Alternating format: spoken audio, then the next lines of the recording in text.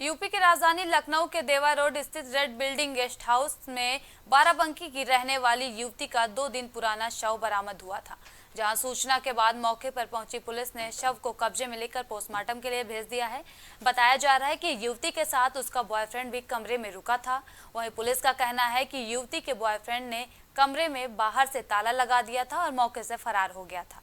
और जब 2 दिन बाद कमरे से कोई नहीं निकला और कमरे से बदबू आने लगी, जिसकी सूचना पुलिस को दी गई। फिलहाल पुलिस पूरे मामले की जांच पड़ताल में जुटी हुई है।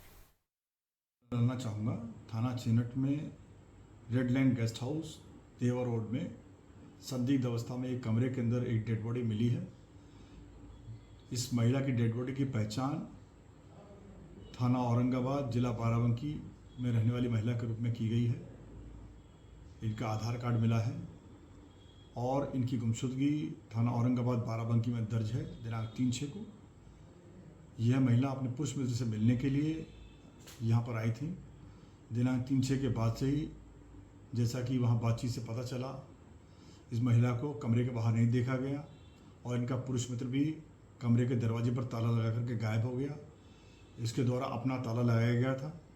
जब उस कमरे में से बदबू आना शुरू हुआ तो होटल के ओनर्स के द्वारा दरवाज़ा तोड़ा गया और उसके अंदर से डेड बॉडी देखने के बाद में थाने को सूचित किया गया। वर्तमान में बॉडी कब्जे पुलिस ली गई है और पोस्टमार्टम हेतु भेजा जा रहा है। जो पुरुष मित्र है उसके बारे में जानकारी हुई है कि वो यहाँ से गायब होने के पश्चात उसके द्वारा भी बाराबंकी जिले में रेलवे ट्रैक पर कट करके आत्महत्या कर ली गई है। सबको वहाँ पर कब्जे पुलिस लेकर के उसका पोस्टमार्टम पंचनामा कराया गया है। ये तथ्य संज्ञान में आया है।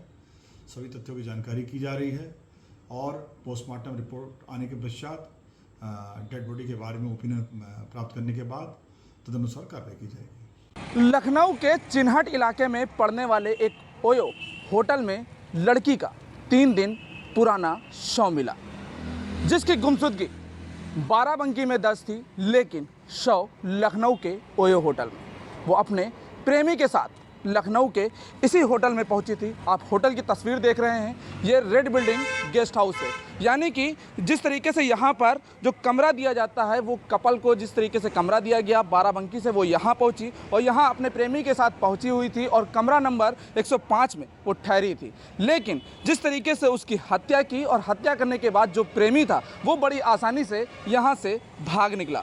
कमरे में उसने बाहर से ताला लगाया, लेकिन जो लापरवाही की बात की जाए होटल मैनेजमेंट की, तो यहाँ पर जिस तरीके से बाहरी शख्स आता है, होटल के कमरे में ताला लगाता है, लेकिन इन लोगों के द्वारा ना उससे कोई जानकारी ली जाती है, ना पूछताछ की जाती है। लड़का 2 दिन तक यहाँ नहीं पहुँचता और लड़की का शव अंदर ही पड़ा रहता है। लेकिन किसी ने भी उस चीज़ की जहमत नहीं उठाई कि आखिर वो लड़की कहाँ गई। कमरे से 2 दिन तक नहीं निकली तो उसके साथ क्या हुआ। जब वो तीसरे दिन दुर्गंध आती है, तब पुलिस को सूचना देने के साथ ही कमरे का दरवाज़ा तोड़ा जाता है। तब अंदर से अचेत अवस्था में उस युवती का शव बरामद किया जाता है।